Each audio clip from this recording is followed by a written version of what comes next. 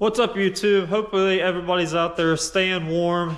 It's been freezing cold, whether you're in Arizona or if you're in Indiana here like me. It's been in the negative, so hopefully everybody's out there staying warm. I've noticed that there's a few new subscribers, so thank you for joining the channel.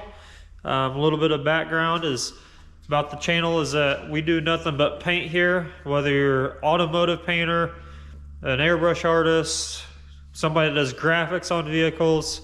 That's everything we do here. So welcome. Hopefully you'll get some knowledge out of this channel, as I'm trying to bump this up to be more about learning than anything else and showing you the processes that I do along the way with each individual project that I do for customers. So today we're actually going to be jumping to something new. I've been uploading videos on the van process that we've been working on, and we're to the point of going to somewhere that's going to be totally different than what we're doing on the van currently.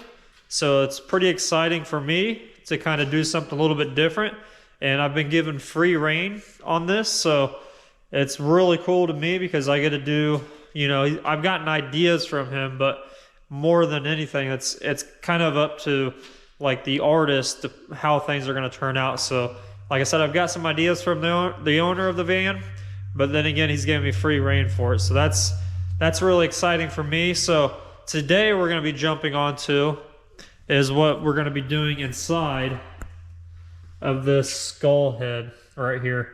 We got this nice, big, kind of small area in here, and we have been debating on what to put in here, and we finally come to the conclusion of what we're going to be doing inside those circles. So how I'm going to be doing this is all doing paper stencils. Now, if you've been watching the channel for a little bit, I think I've pretty much explained every process besides the paper stencil process. And the reason why I'm doing this is because it's such a small area, and there's certain things the customer wants inside of here. There's like 3 or 4 things that he most definitely wants. So in order for me to place it where I want to place it and look at it and stand back and just have the composition of it really, really good, the paper stencil route for me is the way to go. And it speeds things up a lot rather than cutting it on like the vinyl we got here. You know, I could always vectorize it and vinyl it and cut it out. But like I said, I would need to be able to place it and move it around as I need. And with the paper stencil, that is the best option. So like I said, we're working with the relatively small, I think it's like 12 inches by like 11.5. It's not like a perfect circle by no means, but we're going to make it work. So what we're going to start by doing is we're going to be doing measurements on everything. So what you want to do is grab a piece of paper and a pen or a pencil. If I grab this paper here, and you need a tape measure, unless you're just really good at guessing on everything. So the things that the customer wants, I'm going to point these out for you. Now this is a Grateful Dead themed van, so he's given me all these cool posters that he's had framed.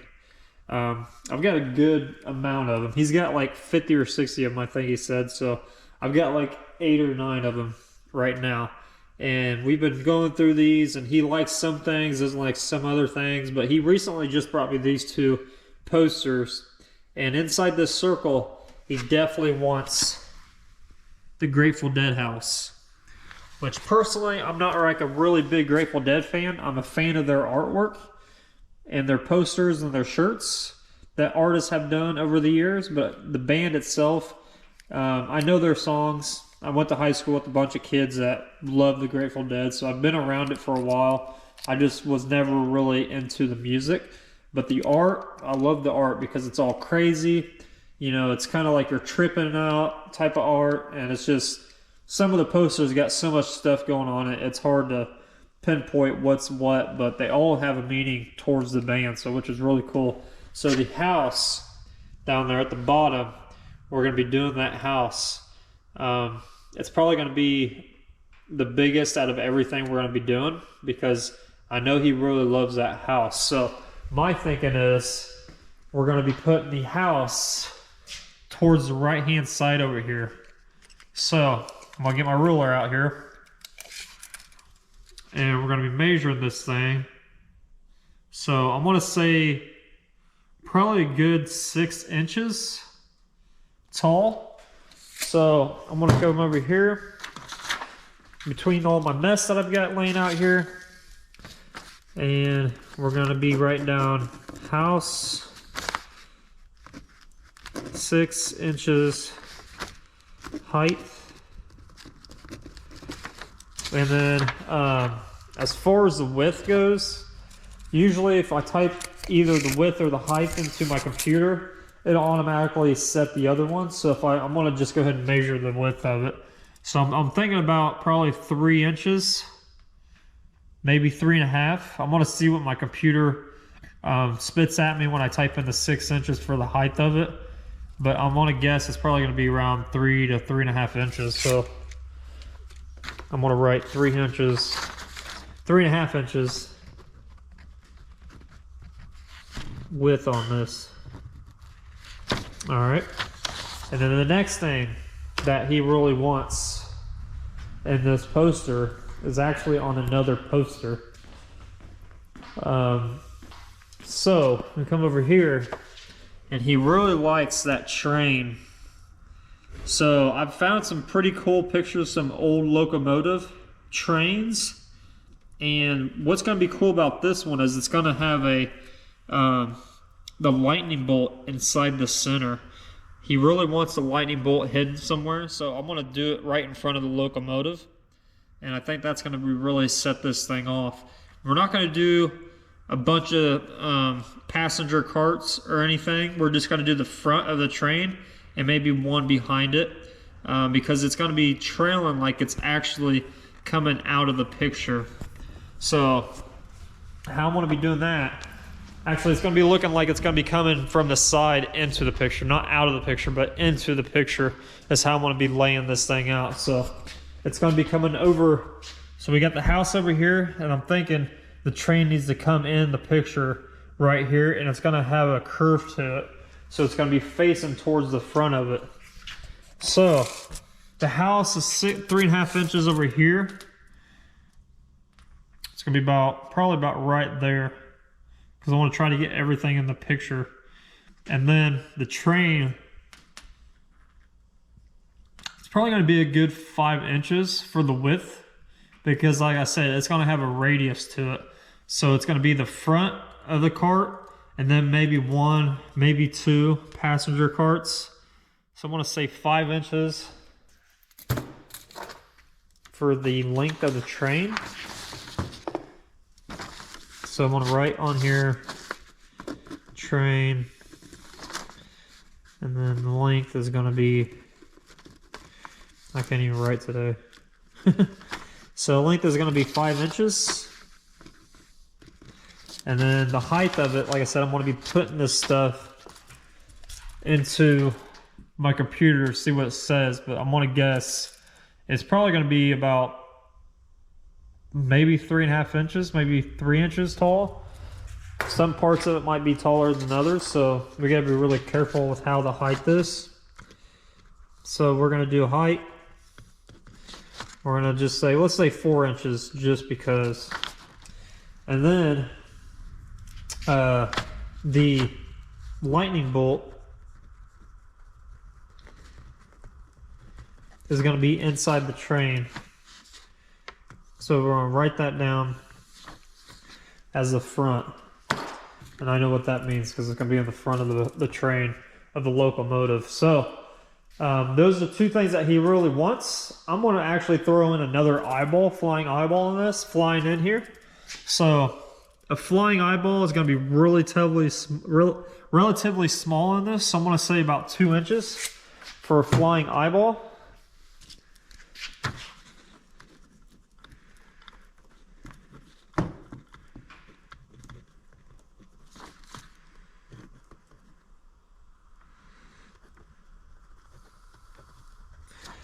Didn't even right, but it will. So 2 inches for the length of the flying eyeball. It's gonna be probably 2. You know, this one's, it's up there. It's about 2.5. So if this one's gonna be 2 inches long, it's probably gonna be 2 inches for the height too as well. So, and then another thing that he really wants are these bears. He's really liking these bears, and they've got to look a particular style. If you know the Grateful Dead, they have, I think there's 7 bears for 7 different colors, and they're all printed out like a kind of like a silhouette. There's not much detail to them, but these guys, I'm pretty sure he likes this one the most. So I want to add a bear in there. So I'm going to start figuring out where to put the bear at. I think I'm going to put him kind of off to the distance. So it's going to be relatively, not really big, but I might even actually add them onto the train itself, kind of hanging out the window. I think that might be a good way to do it. I thought about putting them around the house, but one of the things I want to do with the train is add a little bit of train tracks, so you know that it's just not floating there like on that poster I just showed you guys. So I want to make sure it's got some train tracks underneath of it. So I want to have those kind of fade in a little bit, and then we're gonna have the house with the flying eyeball. And then another thing he really wants is he really likes this sky, this kind of weird, I say it looks like a tornado, like they're sucked inside a tornado, because it's got a bunch of moving parts, a bunch of clouds, it's going crazy in it, and just the color choices, it looks like they're in a tornado. So he really likes this, but he's also mentioned that he wants kind of like a tie-dye, like those birds, kind of like a tie-dye sky in this kind of situation here. So we're going to be tackling that as well. Not sure how I'm going to go about doing it, if I'm going to do it tie-dye. I know everything that we're going to be doing on this is going to be mostly in grays, just like the rest of the van, to match it. But he wants the items that are in this mural, let's call it a small mural, he wants them to be not fully colored, but I brought up to the idea of having them outlined in color. So like the bears, you know, he really wants a purple bear in there, and I think the other one's a yellow or blue.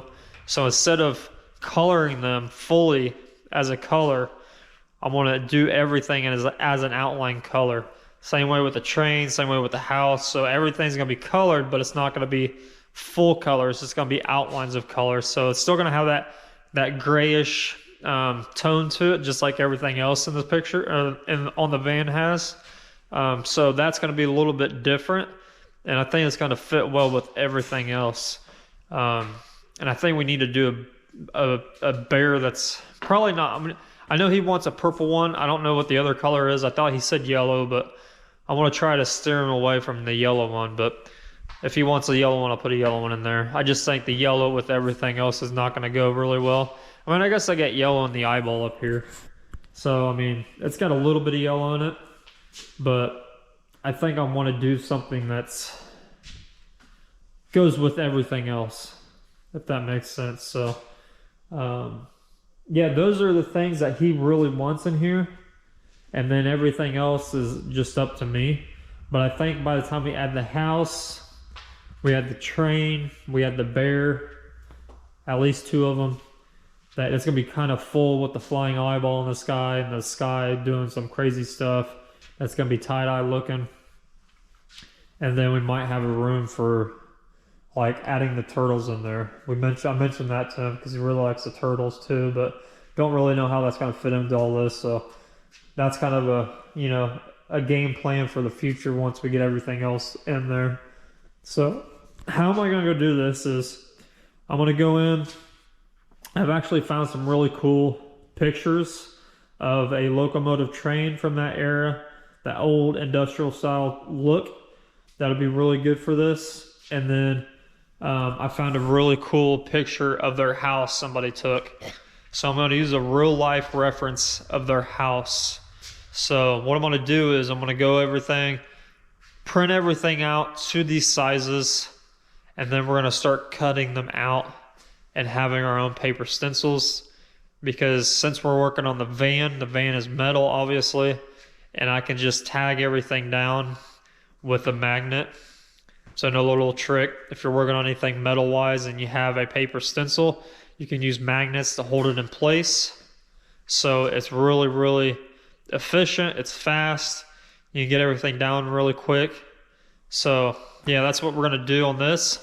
I'm gonna show you guys around the van. If you're new to this channel, what we've been working on, I'm gonna go over the things that I just finished up.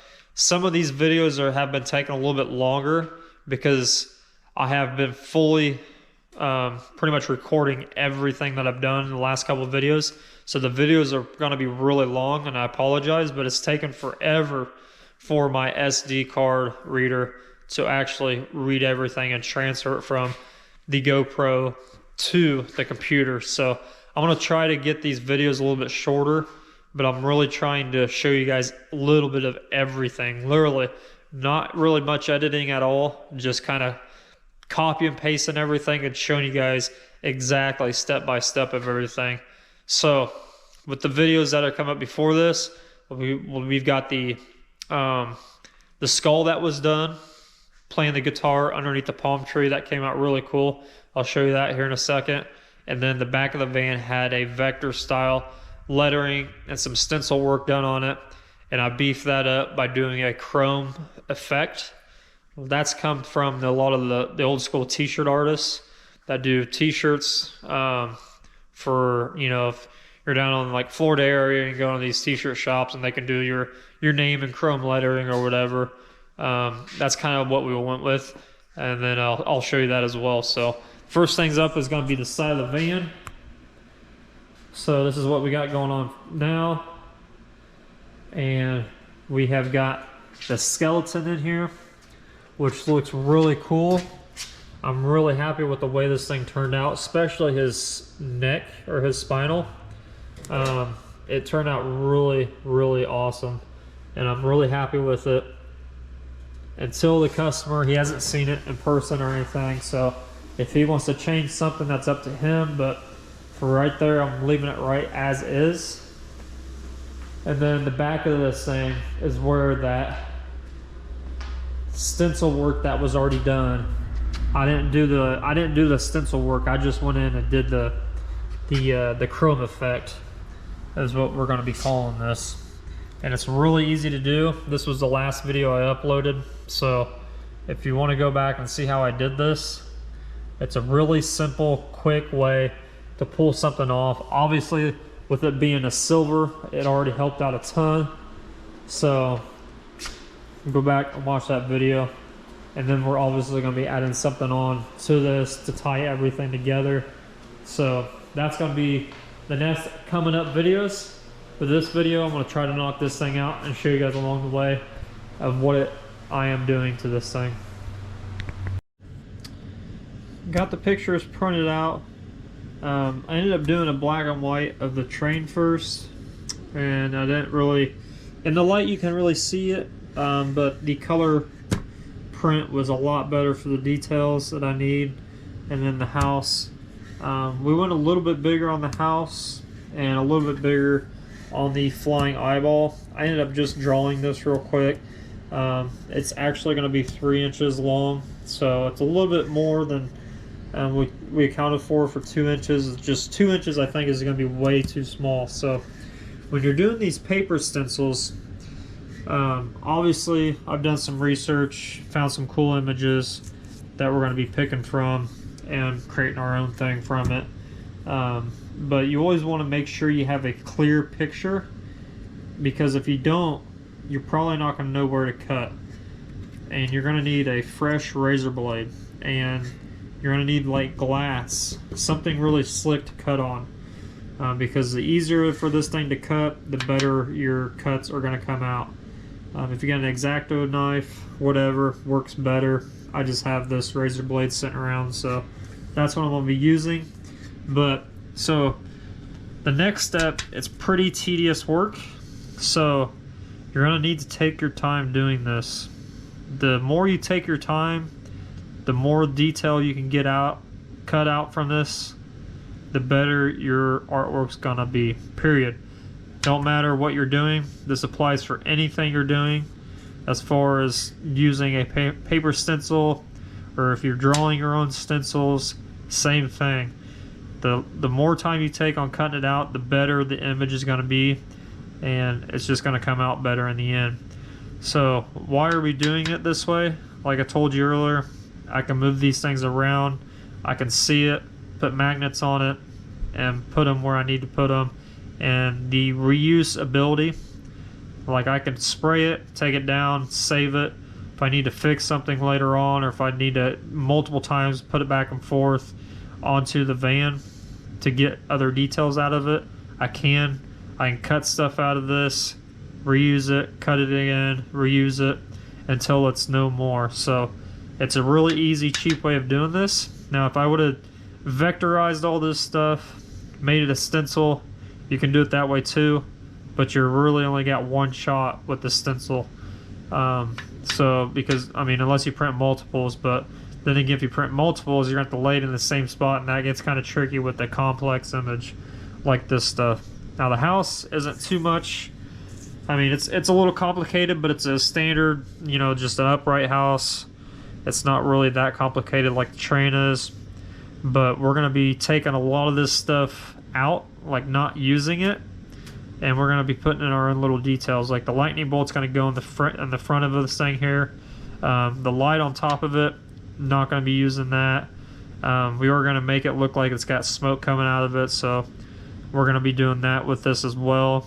And then the train tracks as well. I think I'm going to add these train tracks. I might do a different set of train tracks, but there's a lot of things I can pull out of this image and you reuse. So I want to go get the cutting, and I'll show you guys what it looks like when I'm done. So here's the next day. I've been messing around with placement of these three items.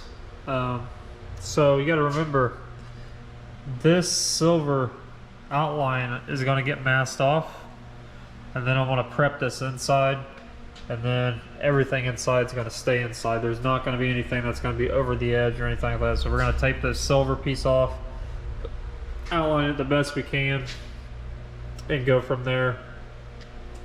I'm really liking how it's looking. I'm trying not to stagger the train and the house to be exactly side by side even. So I've been messing with pulling it down, putting it in different places. And that's one thing I like about having magnets like this, because you can use them as regular size, or you can smash them and make them into smaller bits if you really need to for smaller pieces, but they will stick to metal. So it's a really neat trick. A lot of people don't think about this when doing artwork and you're using paper stencils, but you can literally move your image anywhere you want to. So it's a really cool thing to have at your disposal. So if you're doing anything on metal, it's gonna be awesome for you. So with the train portion, I've decided not to use the entire train. I'm probably gonna use just this piece right here, and you gotta think there's gonna be train tracks underneath of this. So having all that in your head, I'm trying to figure out where exactly I want to put everything. I know the house is going to stay on this side, and then everything else is just going to be kind of random where I decide to put it. Obviously the flying eyeball is going to be up in the air up here, flying around somewhere. I've already got one on this side, so I figured to keep it to the left side somewhere in the air. And then the train, like I said, I really don't want to put it to be directly even with the house. I might even try to push it down here further, but I think it's going to be better to do this and it be kind of in the middle. So with it being somewhere in this area, and then be able to put the train tracks underneath of it. And obviously we're going to have a bear somewhere dancing around on this as well. Can't really put this in the middle. I guess you could put it in the middle, kind of fade it out, but it's going to look like it's going to run into the house. So I kind of want it to be like a floating thing that's kind of floating on some train tracks, because most of their artwork, or most of the artists that have created posters for the band, a lot of their trains don't even have tracks on them. They just have them floating somewhere in the picture. So that's kind of what I want to do to this, but I'm going to be adding a little bit of train tracks just because to have something that's I want to make it look like it's kind of, you know, stationary. It's there for a reason. So, and then obviously like a bear is going to be somewhere around here. I thought about making a bear pop out kind of from the border itself. So I've got a little bit of thinking to do, but something like this is probably what I'm going to be going for. So I'm going to start by removing all this, and we're going to get some fine line, and we're going to fine line this silver edge and tape this up so we can get started on this thing. What I did was I went around with a 1/16 of an inch fine line, masked that off first, and then took my 1/8, masked that off, and then what I did was I grabbed a piece of red Scotch-Brite and just lightly scuffed it. The reason being for that is, one, I want it to be as smooth as I possibly can. You could take some sandpaper if you need to, like 1,000 grit or 800 or whatever, and sand this and make it smooth. Or you can just, you know, a Scotch-Brite does great too. Don't put a lot of pressure on it because this is base coat. It will eat right through it. So I just lightly went around and scuffed it, took some off. And another reason why I did that is because this gray has been on here for a very long time. So I've done it before where I didn't have to and haven't had any troubles with paint peeling up or anything like that. But I'm just being cautious now since I'm towards the end of this project and I don't want any mistakes to happen. So took 2 seconds to do it, so might as well do it. Make sure the paint's going to stick on there fine and not have to worry about if I need to put tape on it and do things like that to it along the way and having paint peel up. So just take that extra little bit of caution when doing this stuff if you can. Obviously this is a big circle, so it wasn't really that hard to, you know, tape it off and Scotch-Brite it and get it clean again. So, but if you're doing something a little bit intricate, you know, base coat will go for a very long time without having to hit it. You know, before you top coat it with clear coat is what I'm talking about. It will. I mean, I've had base coat sit around for more than 2 months without having a top coat on it and not having problems and being able to tape over it. You know, put artwork on top of it, things like that.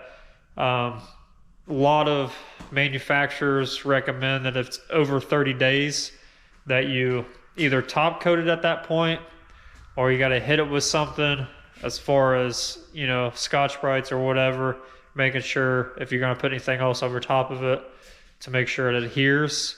Obviously you can't really do that if you're just like base coating something and not putting artwork on top of it, or if you're done and it's been sitting there for that long. You can't just, you know, take a Scotch-Brite because it's going to take your paint off, right? So a lot of guys also will do adhesion promoter, which you can do as well. So if you're one of those people that are really finicky about time frames of how long paint can sit there, you can throw some adhesion promoter on. A lot of people abbreviate that to AP. That's just adhesion promoter abbreviated. So if you hear anybody saying AP, if it's going to be sitting around a long time, that's what they're talking about. For some reason, that adhesion promoter can actually go over top of base coat and it'll reactivate it, and it will be able to, you know, pretty much paint over it at that point once it's dry.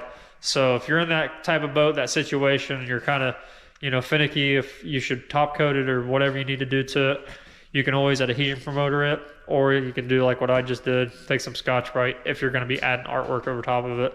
So it's not a big deal. Like I said, I've pushed limits to paint, especially this House of Color stuff. I know a lot of people have pushed this paint to its limits. If you ever watch the lowrider guys, they'll have something in collar before top coating it for months, and they lay tape right over it and it's fine. It's all about your prep work and everything else you do to it to make it work. So just be careful, be cautious. Obviously you want to wait your times, your flash times, to be able to put tape on something or put an artwork on it to making sure it's going to stick well. So that's just my 2 cents about it. Like I said, I've never had any issues with it. I've had people in the past, you know, ask me about it and they've had issues with it. But I mean, I've done this stuff for a very long time, haven't had any issues. There are some times where if you get a certain tape and you put tape over it and you peel it up, even though it's been sitting there for days, it can still peel up your paint. And that's because that tape is a really high tack tape. So you gotta be careful with what tape you put on what as well. That's why I always recommend using a low tack, like a custom tape. So FBS Fine Line, they're great. They're not really tacky. They're thin, and you can apply it without no issues at all. But can't say that for many tapes. Like this green tape I've got. I don't know if here's a roll right here. So this green tape right here, I have noticed that it does have a higher tacky stick rate. So I mean, even though it's FBS, I think giving it the time to sit on something that's freshly painted, that's been sitting there for a couple days, if you peel it up really quick, I think that stuff could probably peel paint, because like I said, I've got some right here and I've compared it to other things I have in the shop as far as tape wise, and it is a bit tackier. So just be careful when you're doing that stuff. So yeah, I just want to hit that real quick. Make sure you guys understand the process of doing this. It's really easy. It's really simple. Obviously it's a big circle, so it's not that hard for me, but there are some cases where you get into multiple designs. If you're doing something on a car, it's going to be a little bit difficult to get in certain areas, and you want to try to keep everything as clean as possible. But here we're just going to be airbrushing, so it's going to be a bunch of paint and a bunch of little, you know, not a lot of paint at once, but a little bit here and there. So I can get away with a lot more than most can in this situation. So I'm going to go and stick these on here, get them all placed, and then we're going to shoot some paint. First thing I'm going to do is I'm going to use the lightest gray that I have here. I think it's this one, honestly. I might use the second one. That one's a little too white for me, so I'm going to use the second one we got. And this is the same 3-step bottle that we used for the skeleton and the graphics on the back, the lettering.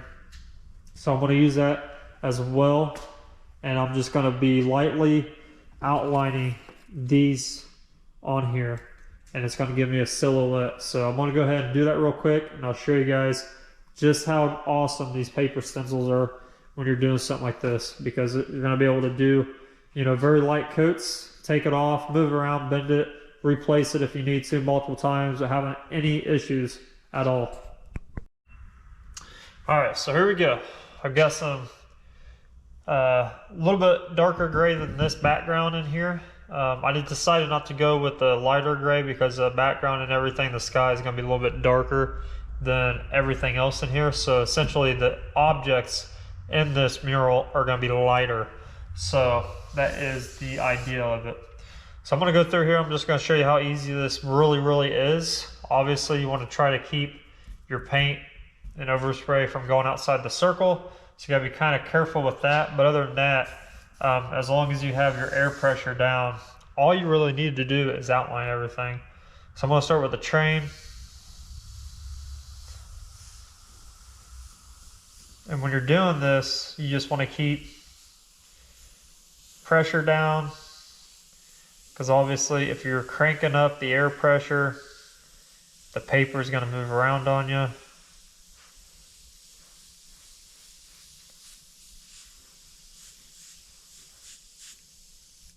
And then I need to get my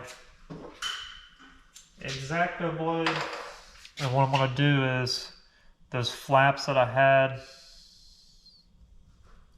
in here, I'm just going to open them. Open them and kind of bend them out of the way.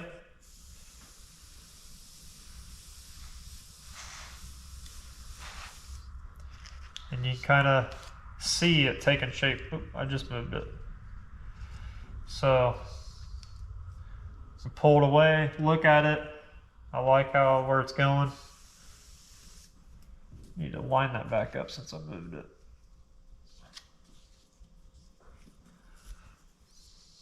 That looks pretty good.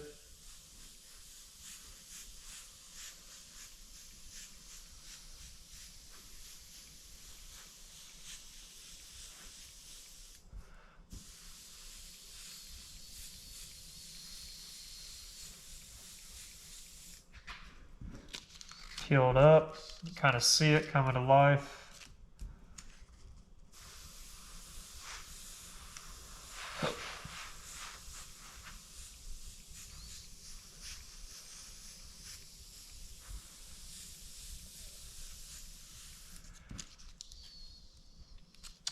Liking all that. And then I've got some cuts back here that are really tiny that I want to try to get.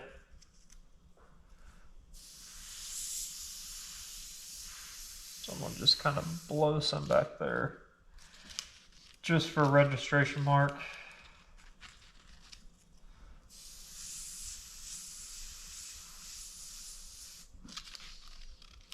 See, that kind of showed up right there. And then we got these wheels and everything else in this.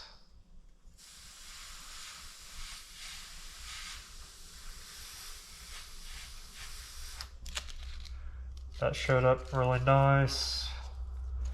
So you're just going through here and trying to get every little thing you can.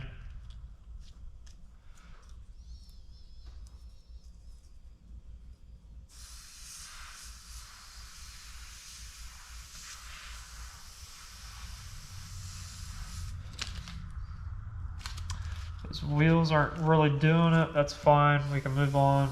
I'm not going to waste too much time doing that.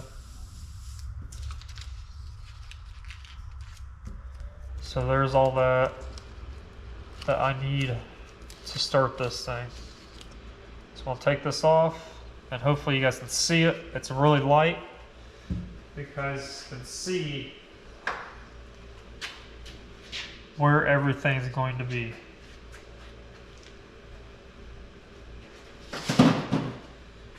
I know with some of this stuff I can take my freehand stencil and find an edge that I like, while still looking at the photo.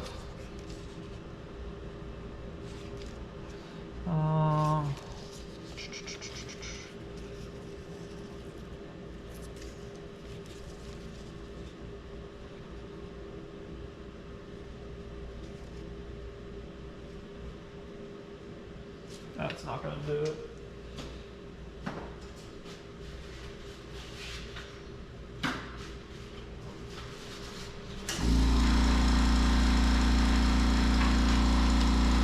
One of these circles in here should line up with this. Oh, there goes the magnet.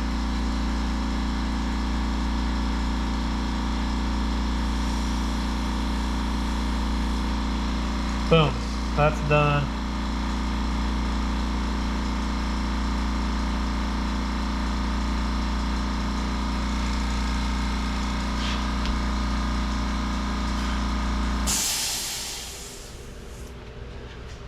That's coming along. So it's just a little bit back and forth.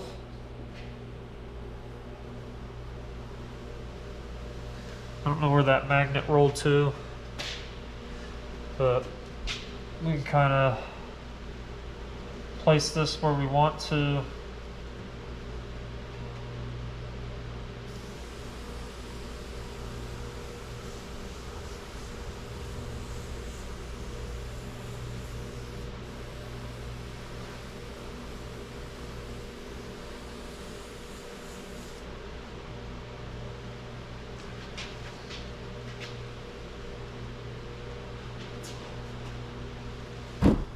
Hit that a little bit darker.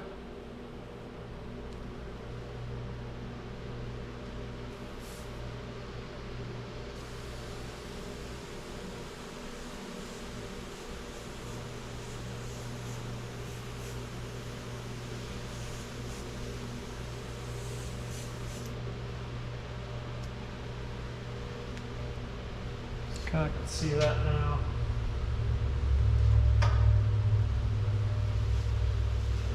So let's put this back.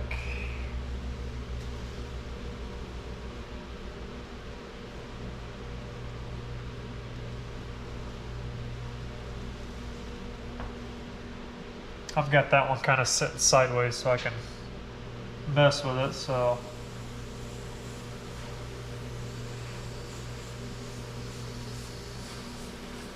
It's easier to roll that way. So like that, got that in there. What I'm gonna do to this is I'm actually gonna add a moon in the background. So I'm gonna take, it's another little trick, I'm gonna take my little paint bottle here, and I'm gonna find a spot where I want the moon. I thought of making it behind the house. I think somewhere in this area is gonna be good.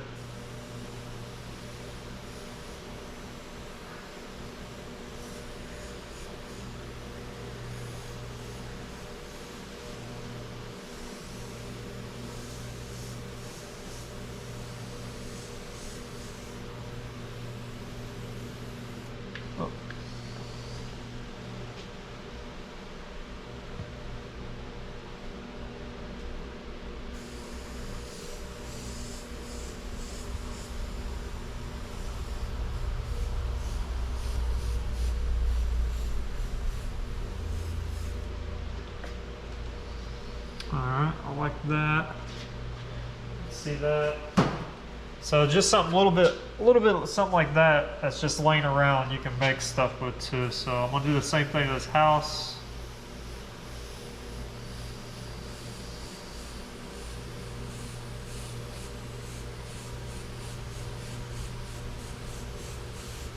Just kind of lightly blast it.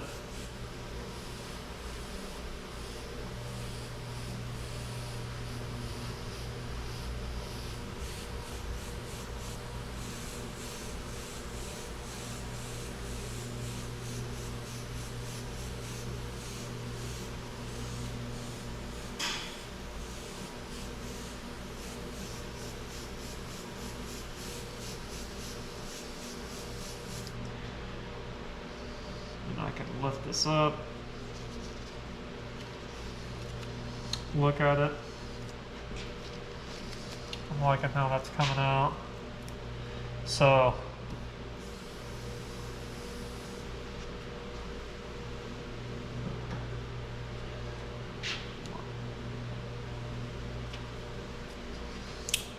I want to show you guys what some of this stuff looks like.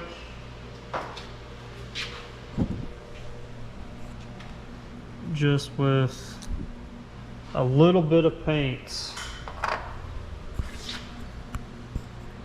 you guys can see just the outline of everything. So that's all you really want it to do in this stage. You don't want to really detail anything in there. You want to just get the foundation of everything started. So you don't want to go too dark on your stuff because you want to have that room to where you want to mess with it. So I'm liking where everything's placed at. You step back, look at it. Everything's looking really cool. We got room to add a bear in there. Maybe it's some turtles if they want. But I'm gonna go ahead and place everything back on here. And I'm gonna end up doing the sky. So I'm just gonna do something really crazy, something just free-handed, nothing really, something that will go together with all this. Because obviously you got the house, you got the moon, you got the flying eyeball up here, and you got the train down here. The train's really going to set everything apart, because if it was without the train, it would just look, you know, like somebody's house or whatever, and then we do like a landscaping type painting. But here with the train coming in here, it really makes everything come together. So we want to do a sky that kind of fits everything. So kind of like in this poster that I showed you guys earlier in the video. On that, kind of something like that. But I know he's mentioned he might want like a tie-dye, so we're just going to do something along those lines real quick, and then yeah, we'll go from there, and then we'll have everything laid out and get to detailing, and we can go and start adding colors in afterwards. So instead of doing the sky and messing with all that stuff, I actually got carried away with getting some of the details inside the house. I ended up cutting it up pretty good. Always save your pieces if you are cutting stuff up. That way you can place them back. Because some of this stuff, when we go and do the highlights to bring everything out, we'll be reusing a lot of that. But all this is almost all just cutting and freehand. And then just going by the reference picture that I have. And then the train as well, I kind of got some of the details in there just by looking at the image. I didn't really cut this one up at all, but just I had it right beside here and just kind of followed everything, and then using I've got this really cool drafting circle set here. Always use that. And then a bunch of my freehand shields to go in there and kind of just very lightly go in there and start adding a little bit of the details. And that's why you want to use a lighter, not really a really powerful dark color to start off with, because a lot of this stuff, if I went through and messed any of this up, I can just take my eraser and I can go in here and just start erasing stuff. So put your colors on lightly until you are 100% set on that you are happy with what everything is placed, and then you can go back in with a darker color and just fine tune everything as you go. So always start with a lighter color, watch your reference photos closely, and then just start adding those little details in. If you can do it by freehand, do it freehand, or if you got tricks you can use, go and add all that stuff. And it'll make your life a lot easier by time, because like this house for instance, I've got every major part of this house in this picture besides the house number, which goes up here at the very top. We'll do that last because I'm just going to etch it out with my eraser pencil. That's all this is, an eraser pencil. So that 710 for the house number is going to get etched out of there. Once I go dark, dark, dark, it'll give me enough overspray up there and I can just etch it out with the pencil. Pretty easy. And then that's how you really just fine tune everything.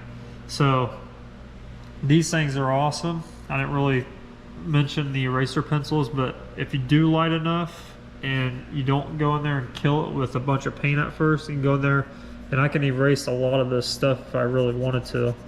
If I messed anything up, this will allow me to come in here and erase it.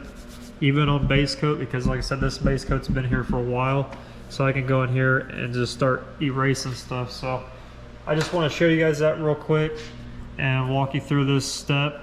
But other than that, that's pretty much all this stuff is just going by your reference photos, keeping all your pieces, and then just going in there, just fine tuning everything afterwards, once you get everything in place and then set the way you want it. So I want to leave this video here, and the next video is probably going to be just going over and fine tuning this stuff once I get all my little pieces in here, and then figuring out where the colors are going to actually go and how we're going to add the colors in here, because we're not going to blast it with colors. We're going to leave it mostly in grayscale, and then we're going to just add a little bit of color here and there, and then we'll figure out what to do with the sky and all that stuff. So it's going to come along pretty quickly. Pretty happy with it. I'll add the train tracks and all that stuff too, and the bear and the other stuff that's what we're going to add here. But that is pretty much it for this video. So thanks for watching. Hopefully you learned something. Hopefully this isn't as long as the other ones. The other couple of videos that are underneath of this have come out pretty lengthy. I'm trying to cut them in half if I can. It's just a lot of, explaining and trying to walk you guys through some of this stuff and showing you how some of the stuff is done and done correctly without ruining anything. You can actually go back and fix a lot of things that you may think you have ruined. So just take your time and just enjoy the process, because it is something you gotta have patience for. It's not gonna come really, really fast. It's not gonna come quick. You just gotta keep building those layers up, and once you get to the final product, it's just gonna pop. So thanks you guys for watching again. I'll see you guys on the next one.